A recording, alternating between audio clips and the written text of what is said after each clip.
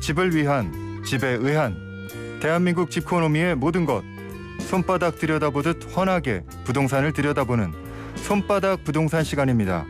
도시와 경제 송승현 대표 연결합니다. 안녕하세요, 대표님. 네, 안녕하세요. 네. 정부가 다음 주 보유세, 재산세, 종합부동산세의 부담 완화 방안을 발표할 예정이네요. 보유세 산정 기준이 되는 공동주택 공시 가격안도 같이 나오는 겁니까? 네, 발표할 것으로 보여지고요. 왜냐하면 네. 정부가 지난해 말부터 3월 중에는 이런 방안을 내놓겠다라는 공식 입장을 냈기 때문에 네. 발표를 할 것으로 보여지는데요. 네.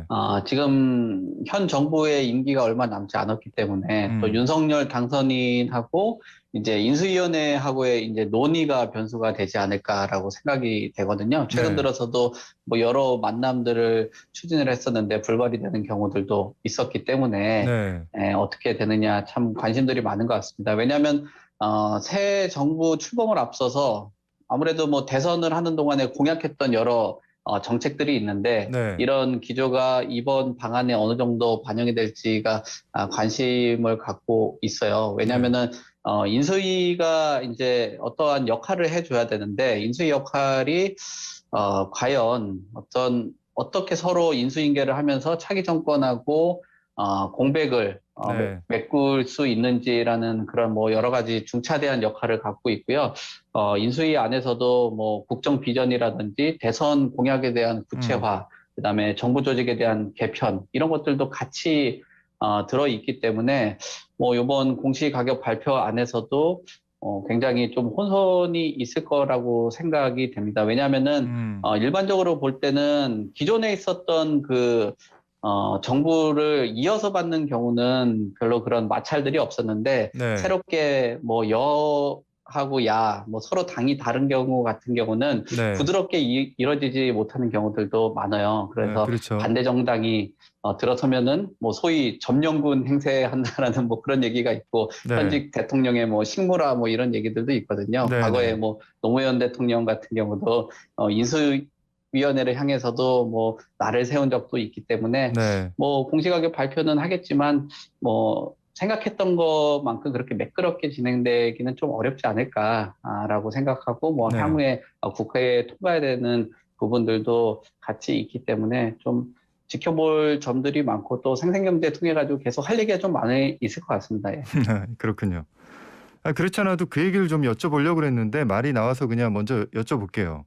문재인 정부 임기가 지금 얼마 남지 않았고 이제 윤석열 당선인의 새 정부도 이제 곧 들어설 텐데 이제 이제 새로 올 사람 그리고 갈 사람 이제 이 둘이 만나서 뭔가 얘기를 해서 협의를 해서 정책을 내놔야 되는데 그게 지금 말처럼 쉬운 일인가? 좀 어떻게 돼가고 있다고 보세요, 그러면?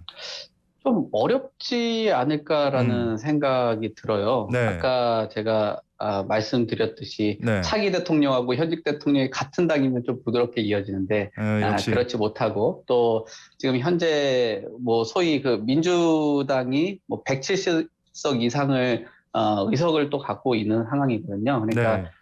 국회를 통과해야 되는 부분도 있고 또 서로 이 세금 관련된 것을 바라보는 시각, 또 부동산을 바라보는 시각이 대선이 가까워지면서 공급적인 부분에서는 또 비슷한 면도 갖고 있었지만 네. 세금적인 부분에서는 서로 좀 다른 생각들을 갖고 있었기 때문에 새롭게 정부가 들어선다라고 해도 앞으로 남아있는 그 기간 동안 또 2024년 선거가 아직 상당 부분 많이 남아있기 때문에 좀 쉽게 이어지지는 못할 것 같다라는 것이 부동산 업계에서도 나오고 있는 얘기고요. 또 이런 것들이 시장에서도 불확실성이 제거됐다라는 평가도 있지만 네. 아직 첫 번째 허들만 넘었다라고 생각하는 그런 집주인들도 있고 더 또 적극적으로 방어를 해야 되겠다라고 생각하는 또 무주택자라든지 또 바라보는 시각이 다르신 분들이 여전히 대립을 하고 또 생각이 합의를 이루지 못하고 있는 현실이기 때문에 이런 네. 것들이 국회에서도 상당 부분 논의가 되지 않을까라고 생각합니다. 지금 근데 대표님은 이제 민주당과 또 이제 국민의힘 양쪽 이제 서로 이제 좀 부동산 시장을 바라보는 근본적인 시각이라든지 철학이 다르다. 이제 이 점 때문에 이제 갈등을 좀 보고 계신 건데, 근데 이제 최근에 부동산 가격이 많이 오르고 세부담도 함께 오르면서 이제 세부담을 좀 낮춰야 된다는 거는 민주당이라든가 문재인 정부에서도 당정을 통해서 이미 확인한 거잖아요. 그래서 이번에는 그 확인된 입장에 따라서 구체적인 정책을 내놓겠다는 것이고요. 그래서 어떻게 보면은 그 점에 있어서는 윤석열 당선인 측과도 좀 협의가 가능한 부분 아닐까, 좀 이렇게도 보이는데 그 점은 좀 어떻게 생각하세요? 예, 그렇게 볼 수도 있죠. 왜냐하면 네, 세부담을 완화해야 되겠다라는 그런 방안들이 있기 때문에, 네, 그거는 공감대가 어느 정도 있는 것 같은데요. 네, 이 부분에 대해서 비율적인 부분이라든지 세부담 상하를 하는 게, 윤석열 그 당선인이죠. 당선인 같은 경우는 2020년 수준을 바라보고 있고요. 네, 지금 민주당 같은 경우 또 지금 현 정부 같은 경우는 지난해 수준으로 바라보고 있거든요. 아, 그러니까 예, 그 부분에 따라서 세금에 대한 비율이라든지 이런 것들도 상당 부분 많고요. 또 재산세라든지 또 종부세 같은 경우도 공정시장가의 비율이라고 있는데 재산세 같은 경우 40에서 80, 또 종부세는 60에서 100%를 이제 대통령 시행령을 통해서 조정을 할 수 있는 거거든요. 네, 네, 요 비율에 따라서 부담되는 그 금액하고 또 나라를 운영하는 데 있어서의 또 예산적인 부분이 있기 때문에 이런 부분에 대해서는 조금 생각이 좀 다르지 않을까라고 생각하거든요. 네, 최근에 뭐 방역 관련된 지원금이 나가는 상황에서도 어떤 당은 뭐 수백만 원, 어떤 당은 수천만 원 얘기를 하는데 그 네, 접점을 찾는 게 굉장히 어렵잖아요. 그 그렇죠. 접점 안에서도 세금을 바라보는 시각이나 방향은 비슷하겠지만 그 적정한 비율을 사회적인 합의 안에서 또 집을 가진 사람도 있고 집을 또 못 가지신 분들도 있기 때문에 또 이 적정한 예산이 있어야지 주거에 대한 그 복지를 늘릴 수 있는 방법이기 때문에 요 시각은 좀 다르지 않나 뭐 이렇게 보고 있습니다.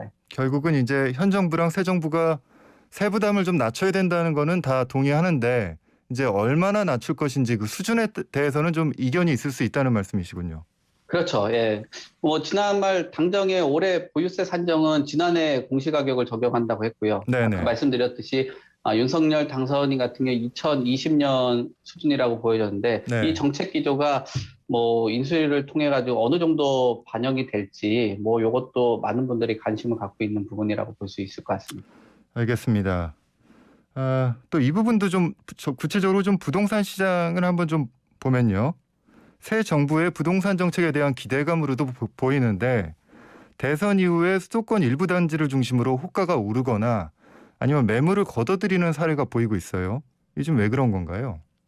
그 정책에 대한 기대감이 두 가지는 사실 있어야 되는 거로 보여지는데 최근 네. 보도되는 그 기대감이라는 게 네. 사실 집주인 중심의 기대감인 것 같기는 해요. 네. 그러니까 뭐 서울의 송파구에 있는 재건축 단지 같은 경우도 이제 호가가 뭐 한 4, 5억 정도가 올랐다라는 이야기를 하고 있고요. 네. 또 재건축 최근 들어서 2040 또 35층 그 룰 폐지를 했거든요. 또 네. 그거에 대한 또 분위기, 또 그 기대감이 커졌다라고 보여져요. 근데 두 가지가 공존을 하잖아요. 네. 한쪽에서는 집값이 떨어질 거라는 그 기대감이 있고, 네. 근데 뭐 한쪽에서는 오를 수 있는 기대감이라고 하는데, 최근 들어서 대선에서 나온 공약하고 또 35층 룰 폐지, 뭐 이런 부분에 대해서는 집주인들 중심의 그 기대감들이 아직까지는 뭐 조금 더 커졌다라고 보여집니다. 거기에다가 뭐 최근 프로테크 업체에서 나오는 매물 물량을 봐도 네. 집을 갖고 있던 사람들의 물량들을 걷어들였거든요. 서울에 네. 있는 아파트 매매 물건 같은 경우도 뭐 3% 이상 감소를 했고요. 네. 25개구에서도 매물이 늘어난 수치는 나타나지 않고 있고요.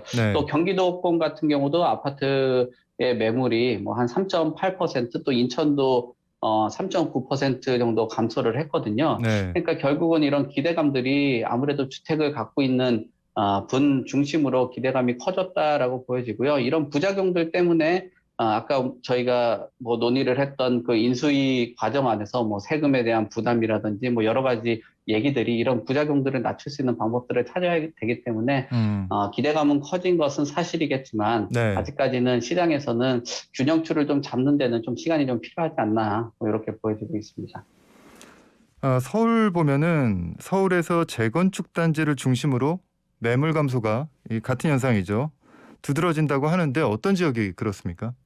저도 최근 그 보도된 기사를 봤는데요. 네. 그 예비 안전진단 신청을 한 도봉구 창동 같은 경우가 집을 이제 안 팔겠다라는 얘기가 있더라고요. 근데 그 기사의 내용을 보니까 네. 이번 주말에만 집을 보겠다는 전화가 2통 정도가 왔다라고 해요. 문의가 뜸했었는데. 음. 근데 기사를 읽어보면서 2통이라고 그러면은 사실 그렇게 많은 통화량은 아니죠. 아니다라고 네네. 예, 뭐 실물을 좀 보는 입장에 봤을 때는 그런 게 좀 있고요. 그리고 뭐 이런 그 전화가 모두 매수 문의라고 판단하기는 좀 어려워요. 왜냐하면은 네. 투자 시장을 바라보고 또 거주라든지 이런 것들을 바라보는 또 집주인들이라든지 뭐 앞으로 수요자들이라든지 이런 분들이 동향을 파악하는 그 전화들도 상당 부분 있거든요. 네. 아직까지는 눈치 싸움이 있고 또 이 네. 재건축 단지에서 올라간 가격에 대한 부담감도 시장에서 기본적으로 기저에 깔려 있다라고 보여집니다. 근데 네. 재건축 단지 중심으로 일정하게 그래도 뭐 다른 그 상품에 비해서는 뭐 공약하고 뭐 좀 일정한 인과관계가 있기 때문에 관심을 앞으로도 받을 수 있을 가능성이 상당 부분 있다라고는 보여집니다. 강남 일부에서는 뭐 최고가 거래가 이어지고 있다고 하는데 이건 또 어떻게 된 겁니까? 뭐 대선 전후로 최고가 거래가 이어졌다라고 해요. 뭐 강남에 네. 있는 아파트들, 뭐 광진구에도 아파트들 그 거래량이 최고가를 갱신을 했다라고 보여지는데요. 네. 최근에 거래량이 상당 부분 예전에 IMF 비해서도 떨어져 있는 그 수치를 나타내고 있거든요. 네. 그렇다면 이 거래가 사실상 어떤 시장을 대표를 한다라고 판단하기는 조금 어렵다라고 생각은 해요. 음. 근데 지금 한국 부동산 그 아파트 동향을 보면은 매수 네. 심리는 기존보다 좀 회복을 했다라고는 보여져요. 그래도 음. 역시나 기준선이 100이 있는데 네. 100에 아직도 못 미치거든요. 한 87 정도가 되다 보니까 뭐 약간의 반등은 했지만 네. 역시나 거래량이 아직 받쳐주지 못하기 때문에 이게 뭐 중장기적인 상승이라고 기대하기는 좀 어려운 것 같고요. 뭐 정말 집이 필요하고 어떤 나름의 그 생애 주기에 맞춰서 구입하신 분들도 있을 것으로 보여지고요. 네. 주택을 바라보는 뭐 시각이라든지 본인이 마음에 드는 층수라든지 이런 것들이 나왔고 하면은 거래가 있다라고 보여집니다. 하지만 이런 거래가 뭐 대표성을 지녔다라고 보기에는 아직까지는 거래량이 굉장히 미미한 수치라고 보시면 좋을 것 같습니다. 설령 뭐 최고가가 나온다고 하더라도 거래량이 워낙 미미하기 때문에 의미를 크게 둘 건 아니다. 이제 이런 말씀이시네요. 네, 그렇습니다. 네. 네네. 그럼 이제 앞으로 시장에서 좀 챙겨봐야 될 부동산 시장의 변수들이 뭐가 있을까요? 일단 뭐 가장 큰 거는 과거 2, 3년 동안은 뭐 국내 또 미시적인 부분들이 좀 큰 영향을 미쳤거든요. 뭐 네. 수요하고 공급의 측면들이 크다라고 보여지면은 저도 오늘 약간 밤잠을 설쳤던 게 아, 이제 뭐 미국의 금리 인상이라든지 음, 이런 부분에 대해서 기존에 있었던 변수하고는 좀 다르기 때문에 이 부분이 좀 상당 부분 강하지 않을까. 그리고 또 언급한 것처럼 6에서 한 7차례 정도 인상을 하겠다라는 그런 신호를 줬기 때문에 이런 변수들이 좀 크다라고 보여져요. 네. 사실 부동산을 바라보시는 분들 자체가 금리가 높았을 때도 집값이 올랐다라는 인식을 가지시는 분들도 많은데 그때 금리가 높았을 때 주택 가격하고 현재 금리의 그 상승의 신호가 나오는 상황에서 주택 가격은 좀 다르거든요. 네, 그래서 그렇죠. 이런 금리적인 부분도 상당 부분 뭐 변수가 되지 음, 않을까라고 보여지고요. 또 그 대출에 대한 규제책이라든지 지금 정비 사업에 대한 공약들이 나오고 있는데 네. 이런 공약들이 과연 국회 과문을 통과를 할 수 있을지 뭐 네. 이런 것들이 굉장히 큰 변수가 되지 네. 않을까라고 생각을 하고요. 뭐 세부담 상한이라든지 이런 것들이 전체적으로 뭐 거래랑 보유를 했을 때 또 거시적인 변수 정말 여러 가지 그 내용들이 혼조가 되어 있는 그런 상황이라면은 결국 뭐 큰 그 뭐랄까요 뭐 대외 경제 상황을 기준으로 해서 뭐 국내에 있는 세금이라든지 그다음에 뭐 공급 규제 완화 뭐 이런 것들이 큰 변수가 아닌가. 뭐 많은 전문가들과 시장에서 보는 시각하고 뭐 저도 함께 동조를 하고 있는 시각이라고 보실 것 같습니다. 그렇군요. 청취자분들 입장에서는 이게 좀 궁금할 것 같아요. 결국은 우리가 지금 주택을 뭐 사야 되냐, 아니면 팔아야 되냐, 아니면 계속 좀 이렇게 지금 시장이 그런 것처럼 지켜봐야 되냐, 좀 어떤 상황이라고 그러면 말씀을 해주고 싶으세요?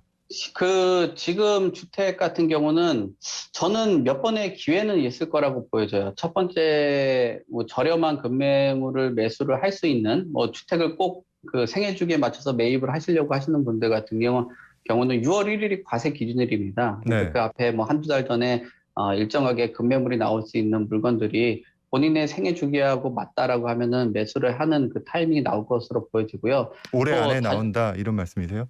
예, 그렇게 보고 있습니다. 음, 그 시기 때 뭐 물건이 좀 다양하게 나온다면은 단순히 뭐 1주택으로 장기 동안 보유를 하실 분들 같은 경우는 뭐 본인이 원하는 향이라든지 뭐 거리라든지 이런 것들에 대해서도 뭐 가격을 떠나서 음, 장기적으로 거주하는 관점에서 보면은 네. 좋지 않을까라고 보여지고요. 투자하시려고 하시는 분들 같은 경우는 역시나 그 세금적인 부분이 완벽하게 해소가 되지 못했기 때문에 투자로 운영을 한다라면 그렇게 큰 수익을 기대하기는 좀 어렵겠다라고 보여지기 때문에 투자 시장에서는 조금 보수적으로 접근을 하셨으면 좋을 것 같다라고 보여지고요. 만약에 투자라든지 거주를 하시는 부분 같은 경우도 지금 제가 좀 전에 뭐 금리에 대해서 말씀을 드렸기 때문에 네. 약간의 본인의 부채 비율을 높이는 것은 현명한 선택은 아닐 거라고 네. 보여져요. 그래서 어떤 기회가 나타났을 때 뭐 현금 보유가 어느 정도 적정하게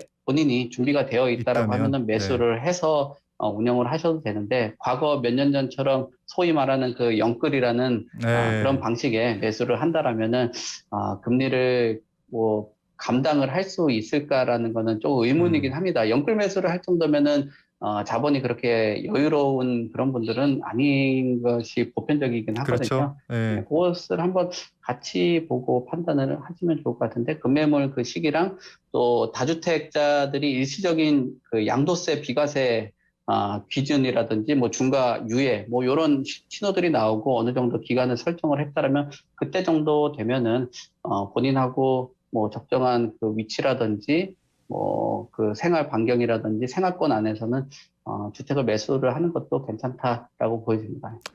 대표님이 좀 전에 말씀 중에 올해 안에 그 이제 장기 거주 목적으로 주택을 구입할 사람들의 경우에는 기회가 한 번은 올 거다. 이제 이런 말씀을 하셨잖아요. 그렇게 보시는 이유는 뭔가요? 일단은 지금 뭐 아무리 그 금액 자체가 네. 뭐 보유세 기준을 뭐 작년이나 재작년으로 올린다 낮춘다라고 해도 주택 가격이 상당 부분 많이 올라와 있는 상황이고 네. 그다음에 정책적인 디자인 자체가 기존의 여권이나 야권 자체 그 두 당도 주택을 많이 갖고 있는 분들에게는 세제적인 혜택에 대해서 굉장히 좀 뭐랄까 유연한 대응을 할 수 있게 해주는 음. 방안이 나오지는 않고 있거든요. 네. 결국은 세금에 대해서 좀 부담스러운 분들이 뭐 분명히 나타난다라고 보여지는데 그런 것들이 보통 계절적인 요인이라든지 이런 것들을 고려를 해봤을 때는 6월 1일 과세 기준일 전에 나을 거다. 4월이라든지 네. 5월 달에 급매물 형태의 물건들이 나오는 경우들이 상당 부분 있기 때문에 그럴 때 기회를 좀 포착하면은 본인하고 맞지 않을까라고 생각을 네. 하는데요. 여기까지 듣겠습니다. 대표님. 네, 네. 알겠습니다. 네. 예, 오늘도 손바닥 부동산 도시화 경제 송승현 대표와 함께 했습니다. 감사합니다. 네, 감사합니다.